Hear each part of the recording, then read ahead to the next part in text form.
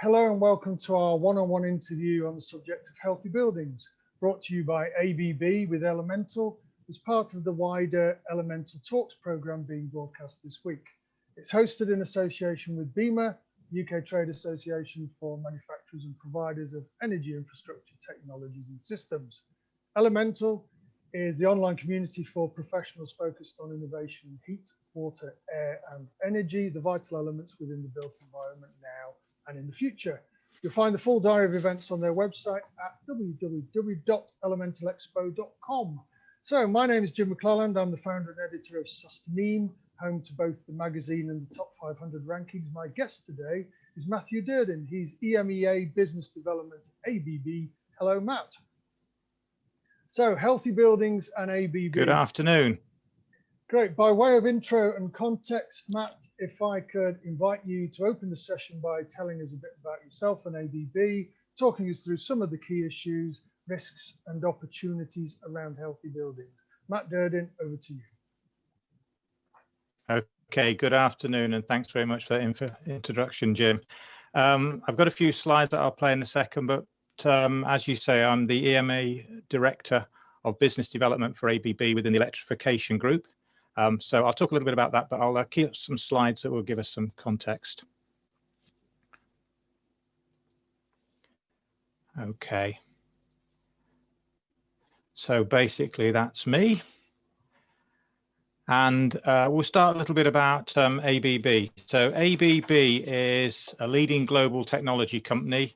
One of those companies that you probably haven't heard the name as readily as others, but you've certainly done business with ABB and used ABB products somewhere on most significant projects. ABB is organized into business areas and within the business areas division. So we have a business area called electrification. We have industrial automation, motion and robotics. I'm attached to the electrification business and my remit spans the five divisions within the electrification business. So that's distribution solutions, smart power, smart buildings, installation products, and power conversion. So basically, we would say that ABB takes care of electrical distribution from source to socket.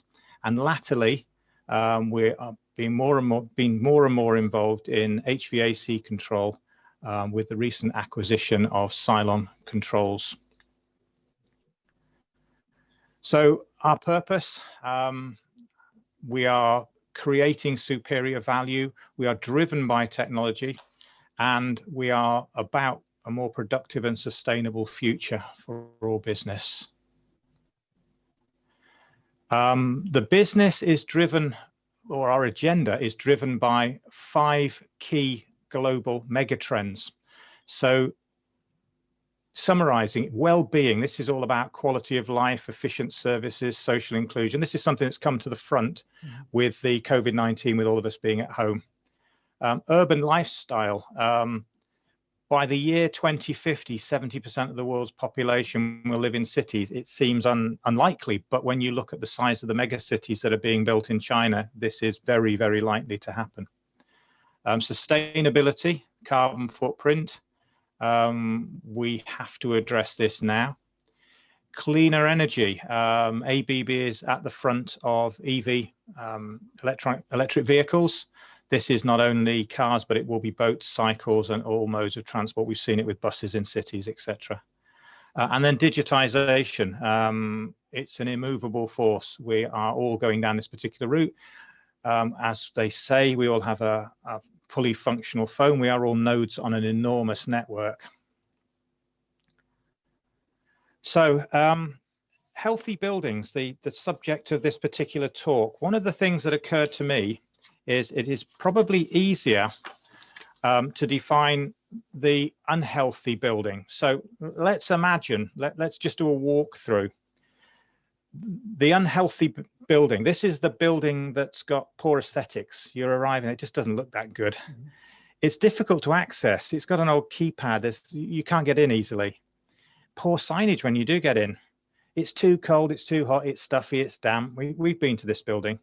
The lighting, it's just not sufficient. Lack of daylight. Yeah, the windows don't even open. There's no connection with the outside. There's no outside space. Substandard IT, bane of everybody's life. You know, you arrive for a day's work, it takes you 2 hours to find a helpful person in IT that can even connect you to the Wi-Fi, let alone work. Lack of control over the building, noisy. They're not designed to give you a space where you can think. No catering. So basically this building, we all know it, we've all been there, we were all there in the 80s and into the 90s, and some of them still exist. It is a building that is basically does not exude the persona of the company that actually works out of that building.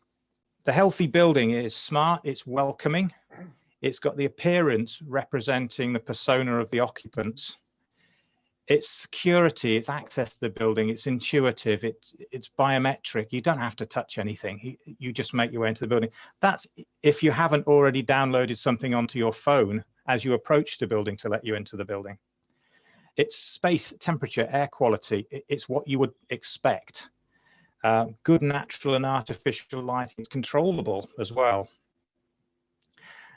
The IT works, it supports your activity. You arrive, you are directed to your desk via some wayfinding, you sit down, you're connected to the network, things print, things connect, you're on your corporate network. It's what you expect. You're immediately productive as you go in, and something on the wayfinding tells you that your guest has arrived at that building and you know where to find them. Catering requirements are met for your meetings and your time there. Transport connections, really important. How do you get to the building? When do you leave the building? How often do we leave a building to go and queue for a train that's late when we could have actually stopped at work for a little bit longer and been productive? We shouldn't be doing that. It's only London that's got TfL. The rest of the world doesn't exist with sophistication like that. We can interface to transport systems, wayfinding, signage, but basically this particular building will support our wellness objective. We will want to work there. There's a saying that goes, I don't know what they do there, but I would really like to work there. So that to me is the definition of the healthy building. It's no one single element. Okay, so the economics of the healthy building, something very, very important to discuss. This particular model here of building cost, developed by Harvard Business School, but also followed by JLL, CBRE, all the facilities management companies, it might not be seen as 1990, it might be 330, 300. But basically, this is the cost split for the user of the building. So we've got an owner, an occupier, and a user. So the user of the building, yeah, as opposed to the developer. So that user is in the grade 1 and 2, as defined by the British Association of Office Association, is basically split 1990. So 1% of the cost of the building is on energy, 9% is the rental cost, and 90% to the user is the cost of the people in the building. So just remember that little bit as we move on to a survey that was done by Harvard Business School on what actually matters to the building user. So the building user believes that air quality, comfortable light, water quality, and comfortable temperatures are all paramount in believing that that is the place that they want to work. And this is also backed up by the International Wellness Institute. So if we bear in mind that these are the issues that appear to matter, and it's interesting to see that tech-based fitness actually is near the bottom. So let's take an example of the economics. Imagine that we have poor quality lighting. It's fluorescent lighting, it's 1980s, it's yellow. We could make a case that says we're going to replace that lighting to save energy. So we're going to go to a halogen or an LED-based lighting system, because we're going to save energy. Now, if we do that, the return on investment only impacts the 1%, the energy cost, and lighting is only half the cost of the energy, and we're not going to make a significant increase. So the actual cost impact of that is practically negligible and is not likely to pass muster with any CFO.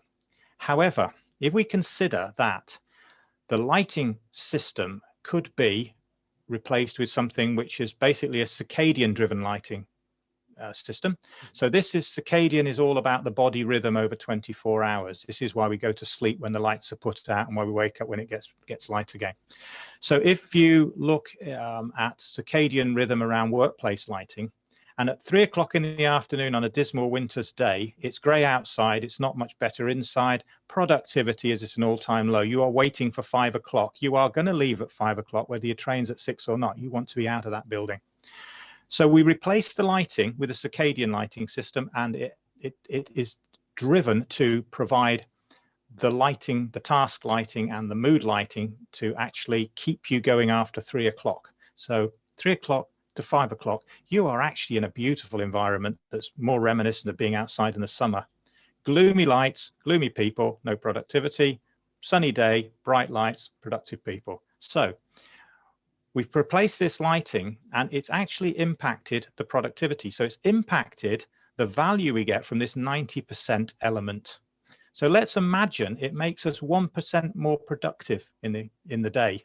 It's going to be more than that because it's 2 hours. But let's imagine it's 1%. That 1% has paid for all the energy in the building, the whole lot. Let's imagine it's 9% more productive. Let's say 10% more productive. We've paid for the rent and the energy costs by making a change to lighting and getting the productivity out of the people that are in the building. So the thought I leave you with is the impact of investment that affects human capital cost has a greater overall effect, and that affects only the physical capital. Reduced employee productivity and wellness impacts the 90%, and actually it could impact it to such a point that people move to other companies, move to a different environment. It improved productivity by 1%, you pay the energy bill, improved by 10%, and you pay the rent. Very, very important point.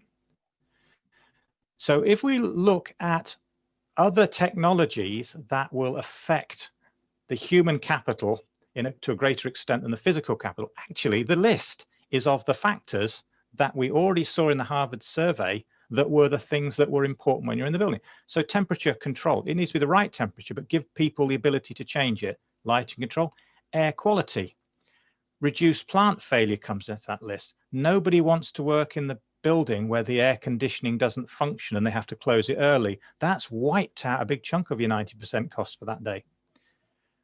Wayfinding, if you can get to where you need to be and start work sooner, you will be more productive. Office productivity generally, you don't want to be looking for a car parking space. You don't want to know you can't get your electric vehicle charged till the afternoon. And the travel interfaces. So all of these can be delivered to affect the 90% rather than just the physical element.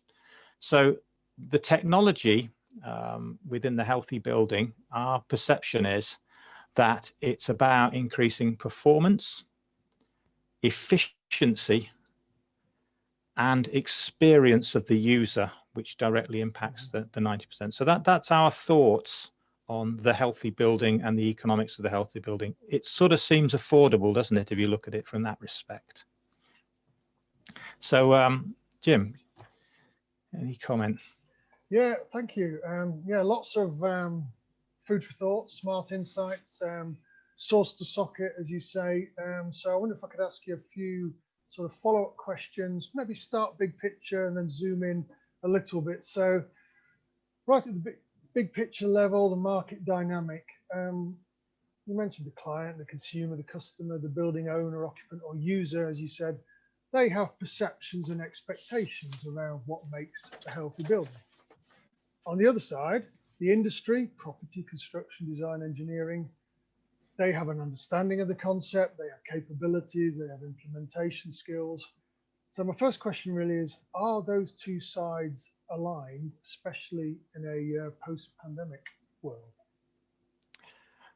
Very good question. And I know I've got a slide somewhere, but I haven't got access to it. So to summarize, what we saw before COVID-19 as a desirable now becomes post-COVID-19 as a must-have. Yeah. So prior to COVID-19, we thought that contactless access to a building and wayfinding was cool and it may happen, but nobody could ever afford it. Post COVID-19, it's an essential. The whole world has been turned upside down in less than a year when we think about it. So before COVID-19, there was not a particularly high level of adoption of healthy building or smart building, or if you're old enough to remember, intelligent building. There was not an uptake because we saw a marketplace that was not defined. Nobody actually defines wellness. There's no standard, there's no specification to work to. So it was largely down to individual companies to decide whether they were going to adopt it.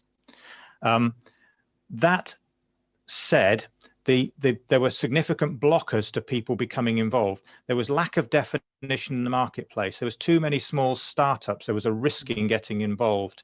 There was no standard. There was no way of interoperability. So it was a concept that was nice to have. And I can't tell you how many proof of concepts I've been involved with that never went any further. Post COVID-19, the bigger companies are involved, which allows you to have some definition on what's actually going to be delivered, a roadmap, and actually beyond the proof of concept, some demonstrable ROI on what this is actually providing you with. Now, if you're post-COVID, you need those people to be in the business, safe, accountable for all their movements, etc. So it becomes a must-have. So I think that we're starting to see an alignment. Excellent. And yeah, very much seeing the transition from desirables to essentials, as you say, and that is changing the economics. And you have touched on that, but just to clarify a little then, if I could ask you the business case, is cost still the primary obstacle to change, or is it now, maybe as you imply, more a question of culture? Is it more about being stuck in a business as usual rut? So to what degree is it still a cost issue? I think it is a cost, but it's a cost that industry is more willing to bear. There is so much vacant office space in London and the bigger cities because people aren't making their way to work. Polls have generally indicated that less than 50% of people are comfortable with returning to the office and actually believe themselves to be more efficient working from home. So there's going to be a big difference in office space in what rents, what sells to what doesn't and becomes vacant. We've seen it in retail on the high street. It's likely to happen in the office space. So if an owner of a building is wanting to assure some tenancy, he will have to up his game and make that a building that is desirable for any number of clients. So that's driving forward the marketplace, definitely. So it is all change in that space. Excellent. And yeah, as you say, the level of investment may need to go up, but it's the return on that investment, the perceived return, the reputational return, the talent retention and recruitment return. It's those factors that, of course, change economics, if you like. I think that you raise a very valid point there. I think at the end of the first lockdown, the companies were driven, how can we get people back? How can we get them back into the office? Let's make our changes. Let's put the plastic screens up. Let's put the hand washing station and let's try and get people back in. Let's let them work whenever they want and come in on the train in the early hours so there's fewer people. Let's get them back. We go into the second lockdown and we're thinking, oh, no, let's forget that. Let's come up with a new paradigm where there's a limited number of people in the office doing essential services to support a lot of people. This, I believe, my own personal opinion is, before COVID-19 and you worked from home, you were guilty till proven innocent of not doing an awful lot. Post COVID-19, yes, totally different. You know, the work ethic. I've worked from home for 20 odd years, and you know, as much as I maybe press the button on the washing machine, that's as much as I get involved in domestic life whilst I'm working. And I think a lot of people have begun to accept that. And without the commute, working from home with the IT that we now have, this is all very good. And the building is going to be less important. Yeah, that I agree entirely. And I think we use this phrase in one of the previous talks I shared with Elemental, and it's not so much back to work as back to the future of work. I think our whole understanding of work, and therefore where we work, how we work, when we work, and the physical buildings, assets, we use to do that. So yeah, it's a different landscape. But maybe zooming in a bit further, then it's very easy to talk about, we have global climate ambitions, we have international policy agreements, then zooming in, we have national targets, regulations. Now, there can't be a one-size-fits-all scenario for healthy buildings, but to what degree do we have to be thinking on a country-by-country or a case-by-case basis? Okay, so ABB, we span the globe.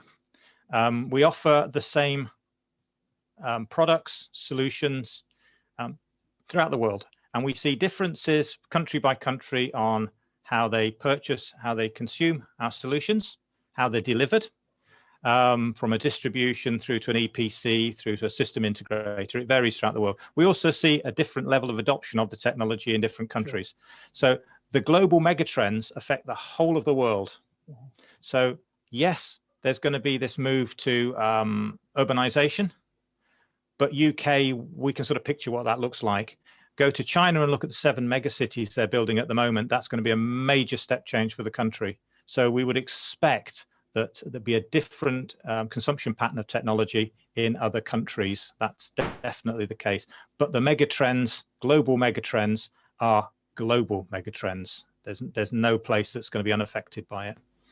Absolutely, and the scale of that endeavor can change economics, can drive innovation, it can mainstream, it can be a game-changing event with some of the key development, which kind of takes me nicely onto, I wanted to zoom in a little bit further and really not exactly ask you to pick winners, but focus on the tech, both the proven tech, the stuff we know, and the emerging, maybe the exciting cutting edge stuff. What might you flag up? What might you highlight as ones to watch? In other words, what's kind of hot or cool in the innovation space for healthy buildings? Okay, so a couple of things that I think are to be watched. So in the background, let's think about maintenance of building services, the air quality piece, the lighting, etc. Previously, this was a time-based maintenance activity. Every year, somebody would go along and do something, and that would be it, whether it needed it or not. As irritating as having your car serviced and you haven't driven it during lockdown. So you would go to that building and you would carry out a maintenance activity. That is no longer going to be acceptable, and maintenance will become a proactive piece where the data from the building will be gathered, and that will inform the life cycle of not only the assets, but the maintenance of the asset. So maintenance will be a continuous piece. With cloud-based computing, we would be able to look at, and we are able now, and through the Cylon product portfolio, we're able to look at a filter on an air handling unit has reached end of life, it's blocked. So we get the right part, we fix it. But actually there's another air handling unit next to it, and we would expect that to also go out of spec within a few days. So we do that at the same time. Sure. So we have less truck rolls going around to fix stuff. Yep. It's done on a needs basis, and it's driven by real data that is helping us make decisions on what we do. So I think in the maintenance space, we're in for a big change. So we're more in line with what they might do in a hospital than what they used to do in the office. We will commission the systems continuously rather than just set them up on installation. Continuous changes in climate, continuous changes in commissioning. We will make a more comfortable building that works. So I'd say in the backroom tech space, we're going to see a lot of that. We'll see great stuff like augmented reality, so that the guy that goes there knows what he's looking at and all that good stuff.